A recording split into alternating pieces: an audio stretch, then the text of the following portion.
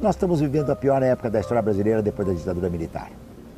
É a pior. Eu vivi a ditadura militar e sei do que eu estou falando.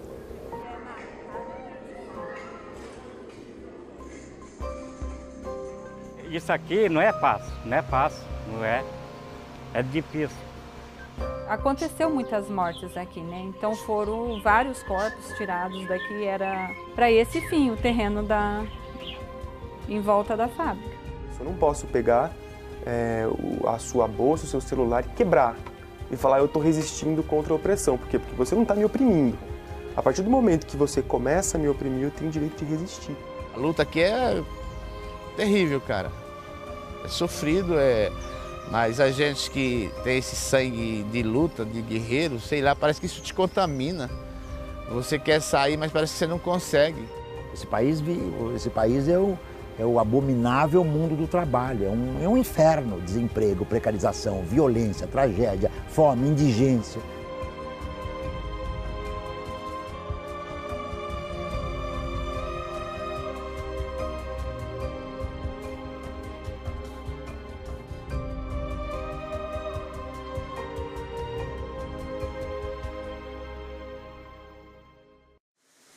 Minha esposa trabalhava aqui de faxineira.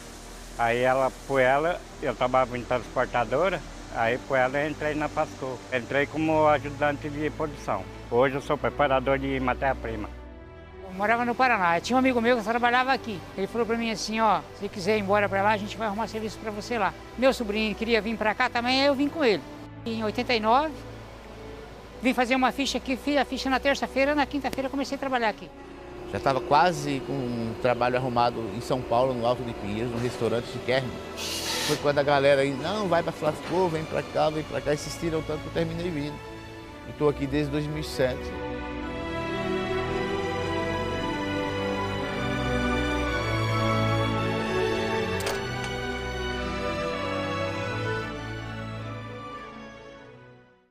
Na época no tempo dos patrões, já vinha o salário atrasado, né? Ele ia fechando de pouco em pouco, foi tirando as máquinas. A fábrica, no momento de fechamento, ela já adotou uma série de procedimentos onde ela tem uma diretriz, né, para fazer um fechamento da fábrica. Então ela passa a não pagar os impostos, não pagar os direitos, começa a atrasar os fornecedores, acaba tendo uma série de cortes de energia, a situação de uma preparação dos patrões para fechar a fábrica. Nós estávamos com 3 meses sem salário aqui dentro, ia fechar. Aí a turma de Santa Catarina lá também já tinha ocupado lá. Aí falou, ó, lá se vocês quiserem fazer que nem a gente fez aqui, ó, dá para fazer lá. Aí a gente fez uma reunião e falou, vamos passar, tomar conta. E eu fiquei aqui, sabe, ajudando a preparar uma assembleia com todos os trabalhadores para finalmente decidir ou não se a gente iria continuar uma luta só jurídica do lado de fora da fábrica ou se a gente ia decidir ligar a fábrica e assumir o controle financeiro, operacional, produtivo, sabe, administrativo no todo, para se juntar na luta do que não existia exatamente naquele momento ainda, que viria a ser o movimento das fábricas ocupadas. Porque a Flasco, digamos assim, no momento em que o patronato, o empresariado abandona a empresa, porque ela não é rentável, né, o projeto dos trabalhadores assumirem a empresa e, no caso da Flasco, lutarem para que ela fosse estatizada, né, é uma resposta muito importante, mas ao mesmo tempo muito difícil, né? O artigo 170 da Constituição fala o seguinte, a ordem econômica, fundada na valorização do trabalho humano e na livre iniciativa, tem por fim assegurar a todos existência digna conforme os ditames da justiça social, observados os seguintes princípios. Propriedade privada, inciso 2º. Só que o inciso 3º vem e fala o seguinte, função social da propriedade. A lógica do judiciário é de 2 pesos e 2 medidas e atacam diretamente os trabalhadores, inclusive criminalmente, por descumprimento de ordem judicial, por sonegação de impostos e a mais grave, inclusive, por organizar ocupações de fábricas, nós fomos condenados por formação de quadrilha. O Código Penal, no artigo 202, fala o seguinte, é crime invadir ou ocupar estabelecimento industrial, comercial ou agrícola, e aí vem um motivo, com o intuito de impedir ou embaraçar o curso normal do trabalho, ou com o mesmo fim danificar o estabelecimento ou as coisas nele existentes, ou delas expor. Coisa que não acontece na Flasco. Então, não tem a proposta de impedir ou embaraçar o curso normal do trabalho, muito pelo contrário, a falência iria impedir o curso normal do trabalho. O judiciário é sempre muito mais eficiente para atender os pedidos dos empresários, mesmo que esteja claro ali que a ocupação são por reivindicações bem claras, por exemplo, sobre o pagamento do salário, que não foi pago. A gente aprendeu aqui com alguns juízes que nos apoiaram, nos visitaram aqui durante algum período, que parece uma brincadeira, mas é bastante importante. A força de trabalho é a única mercadoria que as pessoas compram, que os patrões compram e pagam depois de usar. E mais do que isso, alguns trabalhadores eles nem pagam. Isso não é considerado roubo. Todo mundo trabalha 30 dias e recebe no 5º dia útil seguinte. É a única mercadoria que a própria lei e a justiça permite que não se pague. Ou se pague depois, se pague quando possa. Então a justiça foi sempre muito conivente, mesmo dizendo que era direito dos trabalhadores estarem lá, ela sempre dizia que tudo bem, mas não pode ocupar a fábrica e produzir. A gente sempre explicava que a gente estava produzindo para pagar o salário. Mas muitas vezes, na maior parte dos casos, a justiça impedir os trabalhadores de continuarem com as ocupações.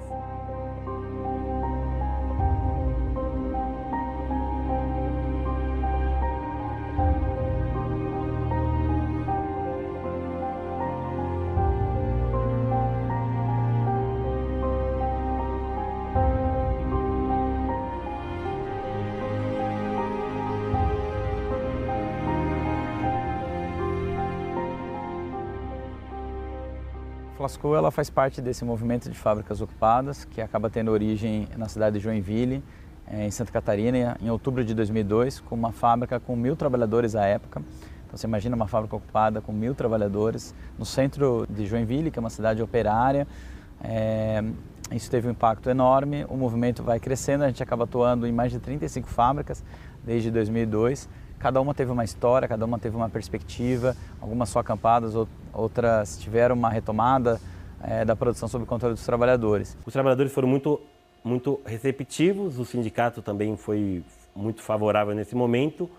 Em maio teve o Congresso Nacional da CUT, a gente esteve participando para também levar a campanha dos trabalhadores da CIPLE e da Interfibra, e nessa oportunidade a gente aproveitou e levou alguns trabalhadores da Flasco, que foram, vamos dizer assim, se consolidando nessa ideia de também ocupar a Flasco. A fábrica estava parada e os trabalhadores do lado de fora. Isso foi sendo construído devagar até junho, com reuniões principalmente aqui na Associação dos Moradores, do Parque Bandeirantes, que é a associação do bairro aqui, até que foi confirmado que o Lula receberia uma comissão dos trabalhadores da CIPLE e da Interfibra para tratar do compromisso dele em encaminhar alguma solução para aqueles empregos, o compromisso que ele tinha feito durante o processo eleitoral. Já cheguei a sentar com os ministros lá, com o Lula. Nós conversou, explicando, nós não queríamos capar. Em Sumaré fechou 4 fábricas grandes, da dó, que a Flasco estava no mesmo caminho de fechar, que o homem queria fechar. Porque aí nós conversando com ele falou que não podia fazer nada, que ia ser complicado se passasse a Flasco para os trabalhadores. Nós tivemos com o Lula recém-eleito no dia 11 de junho de 2003, onde ele monta um grupo de trabalho, orienta o BNDES para montar esse estudo. O estudo é feito, nós vamos depois cobrar do próprio Lula, porque o estudo indica a possibilidade real de se fazer isso, que é a compensação tributária, você transformar o débito em crédito em defesa da continuidade da atividade industrial, atividade produtiva e a garantia dos empregos. O Lula, quando recebeu a gente no dia 11 de junho de 2003, ele falou que a estatização, ele usa essa expressão que a gente vai falar bastante, que a estatização está fora do cardápio, está fora do cardápio do governo.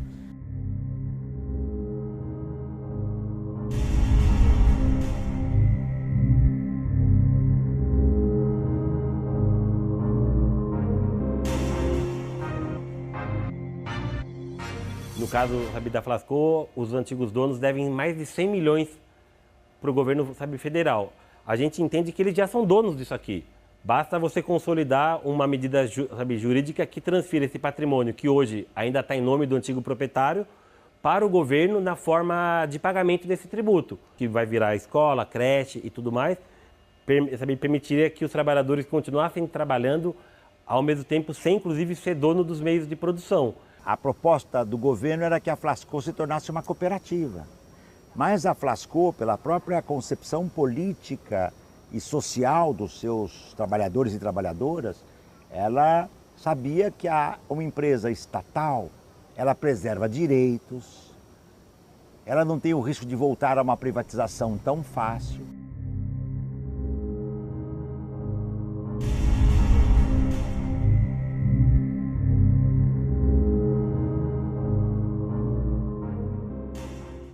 O processo de cooperativização, no nosso entendimento, desde o início, a gente entendeu que era uma questão bastante complicada, porque envolveria duas coisas. Em primeiro lugar, normalmente a justiça entende, mesmo sendo uma cooperativa ou uma outra empresa, que a cooperativa, no caso específico, vai suceder à empresa anterior. A cooperativa precisa assumir o conjunto das dívidas do período anterior. Então a gente entende que isso não é justo, porque o patrão foi ele quem deixou de pagar as dívidas e que essa dívida devia ser cobrada dele. Em segundo lugar, a cooperativa também coloca para os trabalhadores uma perspectiva que é uma perspectiva de, tornando-se dono ali dos meios de produção e do próprio processo fabril ali, eles terem que passar a administrar a empresa pensando como se fosse o patrão no mercado. Então, se é preciso no final do ano discutir os direitos trabalhistas, desde a aposentadoria, como é bem atual hoje no Brasil, até a questão das terceirizações e tal, os trabalhadores, sendo proprietários da cooperativa, eles ficam numa sinuca que eles são obrigados a decidir por baixar o seu salário, baixar os seus direitos para atender uma pressão que na verdade é do mercado. Uma empresa como a Flasco, assim como uma cooperativa outra, autêntica, ela está no mercado capitalista. E o mercado capitalista é destrutivo, o mercado capitalista não tem conversa. É custo, financiar, buscar dinheiro dos bancos, é pagar juros altos. Então uma empresa não capitalista, para sobreviver numa empresa capitalista, é como, aspas, um santo no inferno, entende?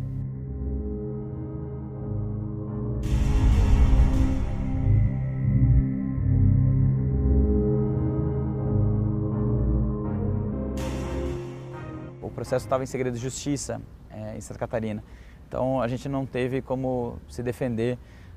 A gente amanhece com a fábrica sendo invadida por 150 policiais federais no dia 31 de maio de 2007, com 150 policiais federais, um terror instalado dentro da fábrica, com segurança privada, uma lista de demissões e uma situação muito difícil. Na Flasco, a gente, ao receber essa notícia, a gente se dirige diretamente aqui à fábrica.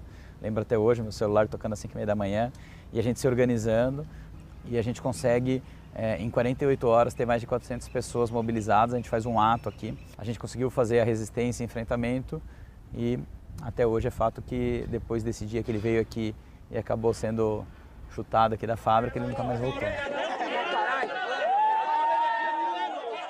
Se ele tivesse aqui, a Flasco hoje não existia mais. Que é o que ele fez com a Cipla, ele fez com a Interfibra. A Cipla era 1.100 trabalhadores, hoje parece que tem 180. Entendeu? A Interfibra ele vendeu e a Cipla está sendo vendida também. Não tem outra saída para nós da classe trabalhadora se não ser a unificação e ir para a porrada. Unido jamais será vencido, o povo unido jamais será vencido, o povo unido jamais será vencido. A dívida ela foi feita pela empresa, que ela, no caso a gente falando aqui da Flasco, e ela é de responsabilidade dos seus proprietários, que ainda hoje são os antigos proprietários da Flasco. Então, formalmente, do ponto de vista jurídico, ela é cobrada da Flasco. Ocorre que, como a gente hoje, os trabalhadores, a gente administra a fábrica, faz funcionar as máquinas, os equipamentos, essa sala, tudo sobre o que a gente tem aqui, e o judiciário não consegue alcançar pessoalmente a figura dos sócios, dos acionistas, principalmente porque não quer, porque existem meios legais para você atingir a figura do dono, propriamente, o judiciário insiste em cobrar da Flasco e cobra hoje principalmente na forma de penhorar os bens. A penhora, na verdade, é a forma de você disponibilizar uma parte do patrimônio para pagar aquela dívida, que leva como consequência a primeira a tentativa de leiloar e vender essas máquinas. A gente vai para o fórum lá na hora do leilão, leva tambor, uma galera, S3, 5 busão, bate panela, aí entra uma equipe lá para dentro, faz o maior inferno, ninguém quer leiloar.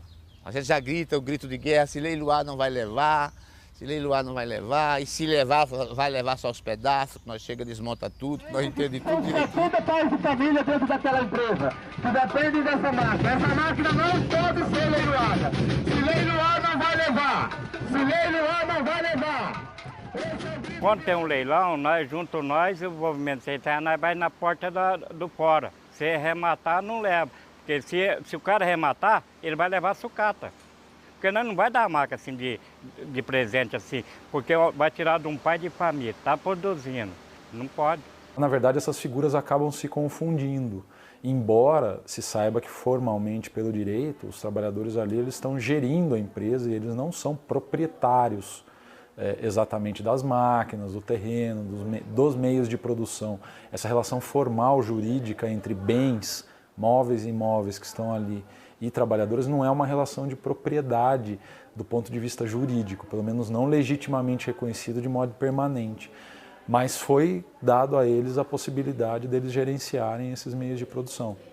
Então, na verdade, a gente tem uma situação completamente diferente e anômala dentro de um sistema capitalista de produção.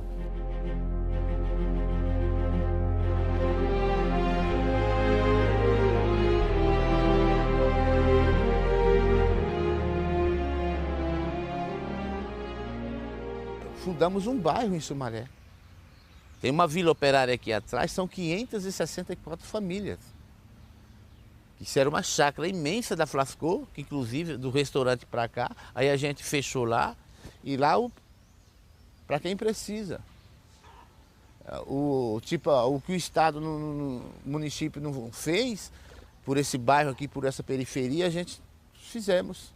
Em 2005, houve todo esse movimento a favor da moradia e tal, e decidiram que toda pessoa das redondezas que pagasse aluguel teve o convite de que ocupasse a área. Eu ocupei desde esse primeiro dia, no outro dia eu já tinha meu barraco. Conseguimos com muita luta água, iluminação pública, luz nas casas, e a gente batalha e é parte integrante de todo o processo da luta da Flasco, a luta da Vila Operária Popular. No começo, para se ter alguma coisa, precisou ser feito assim, atos constantes, sempre porta de prefeitura, muito barulho na porta do fórum, reivindicações, Ministério Público. Então, para tudo. Para a água, para você ter ideia, para a gente receber o hidrômetro de água, a gente precisou fazer uma mobilização muito grande em Sumaré, onde da qual, com a nossa conquista, foi deliberado, virou lei, projeto de lei, de que toda a ocupação em Sumaré teria que ter hidrômetro individual, através de uma luta travada e conquistada pela Vila Operária. Não se podia parar de pedir alguma coisa. Ainda até que alguns viravam como piada, poxa, dou a luz, agora vocês querem a água, dou a água, vocês querem sempre mais. E era sempre mais, e sempre vai ser assim, porque é muito injusto, né?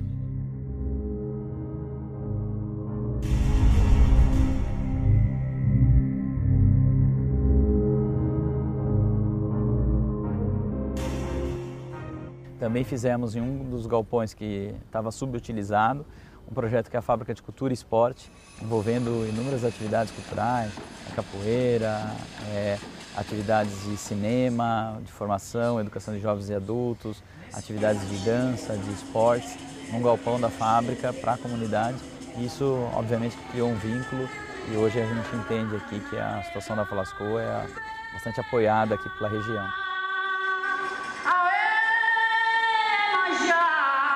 Não deixa meu barco virar. Pontualmente, eu poderia dizer que a gente, assim que assumiu a fábrica, já em junho de 2003, a gente elegeu como prioridade os trabalhadores e os seus direitos. levou a ganhos de produtividade real, mais peças, melhor trabalho, mais dedicação e tal. A gente conseguiu depois, com mais 3 anos, baixar isso para 30 horas semanais. Então a gente também conseguiu tirar aí de 44 horas com o sábado para 30 horas semanais, sendo 6 horas por dia, o que consequentemente melhorou a qualidade, sabe, de vida, mas melhorou os índices de adoecimento no trabalho, que são sempre muito altos. Do ponto de vista estatístico, a gente fez baixar a 0 os acidentes de trabalho. Nós faz 6 horas de serviço, 6 horas, nós temos mais tempo para ficar em casa, cuidando de outra coisa, com família, mas ficar com a mais família. A gente tem estudos econômicos que até demonstram que uma diminuição de jornada de trabalho pode acarretar sim uma maior produção, mas isso ainda não caiu no entendimento, até porque você tem também contra-entendimentos.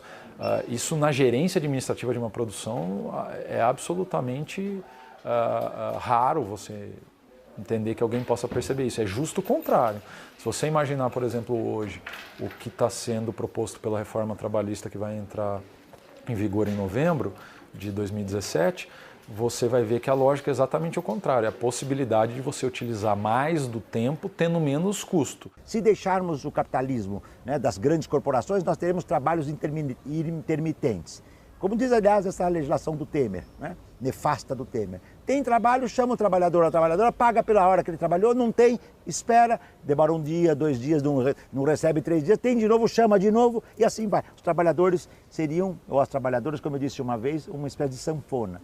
Né? Se tem trabalho, o trabalho se expande, se tem mercado. Se o mercado se retrai, o trabalho é expulso. Para contratar e descontratar sem custo, as empresas não querem uma legislação social protetora do trabalho. O capitalismo tenta jogar os trabalhadores dentro de um funil. Cada vez mais nós não temos saída. Não podemos contar com a patronal, com o governo, porque infelizmente os governos, vereador, senador, deputado, todos eles são empresários, entendeu? Jamais eles vão querer o bem do trabalhador. A maior dificuldade, inclusive, da Flasco é essa instabilidade, essa permanente preocupação que a qualquer momento o patrão pode querer retomar aqui, mesmo que em 14 anos ele nunca tenha feito. Então é difícil, porque hoje, se ela o jeito que ela está trabalhando aí, ela não tá, ela pode chegar uns 2, 3 meses, ela pode fechar, sabe por quê? O circo fechou de uma vez. Porque não é, o circo está fechando porque o governo não está nem aí, não está nem preocupado que tem pai de família aqui dentro. A gente já está esperando. Eu digo para você, eu espero qualquer momento. Por isso pode chegar a tirar nós também.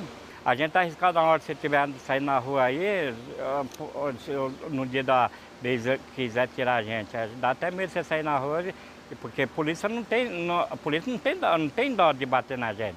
As perspectivas, elas não são boas, né? O que não significa que a gente precise desistir, muito pelo contrário, tem que seguir caminhando, né? Tem que seguir resistindo, né? Fazendo as ocupações e tudo. A questão é que, como é tudo muito novo, é importante a gente ter consciência que o caminho vai ser muito mais longo, né, para a gente.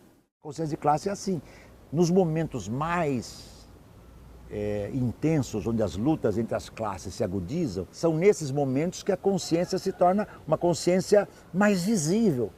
Porque, veja só, para você entender como a questão é complicada, as classes dominantes têm o governo, o judiciário, as forças de repressão policiais, as mídias, as igrejas, as escolas, as televisões. Não é fácil lutar contra tudo isso. Não é fácil.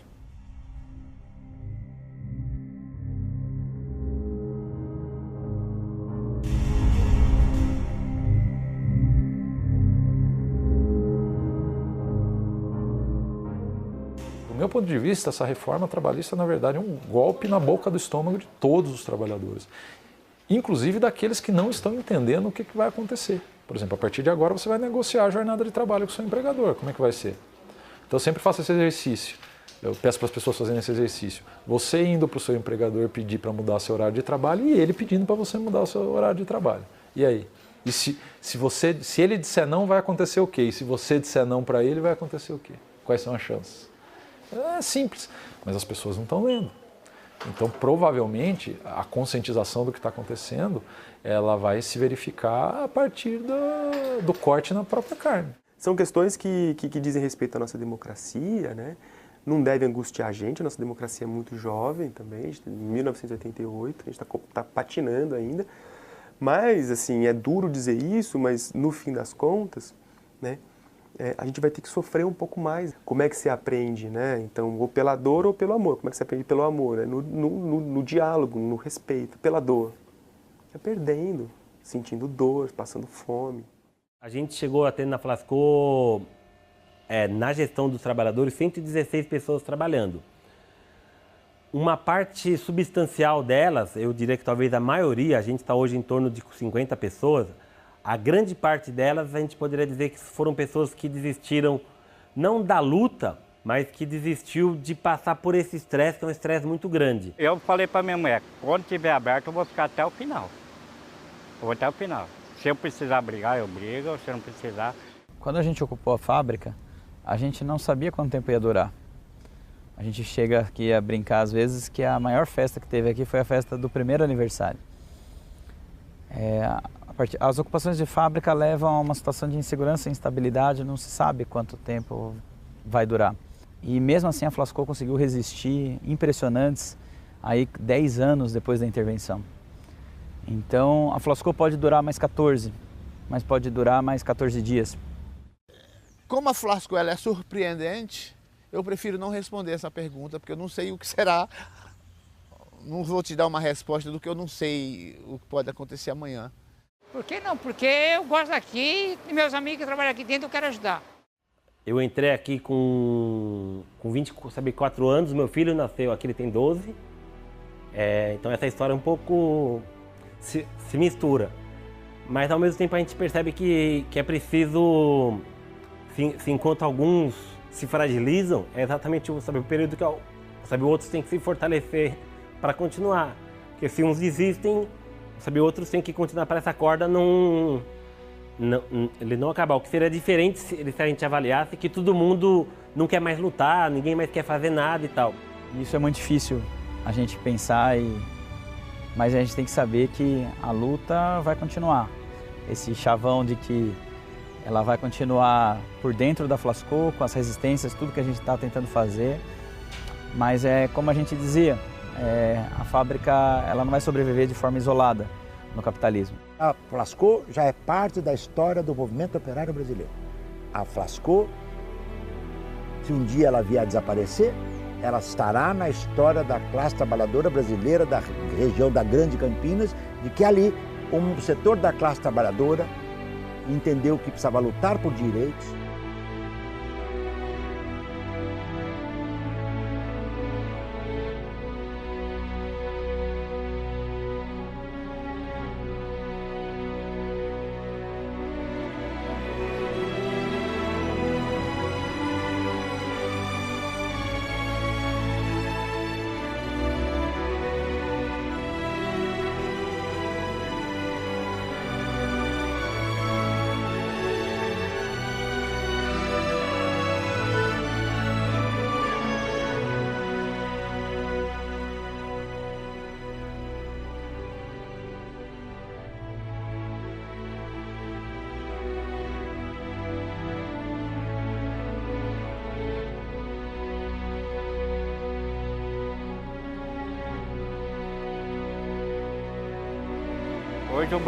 Hoje a Flasco ela caminha com a própria perna para o nosso suor.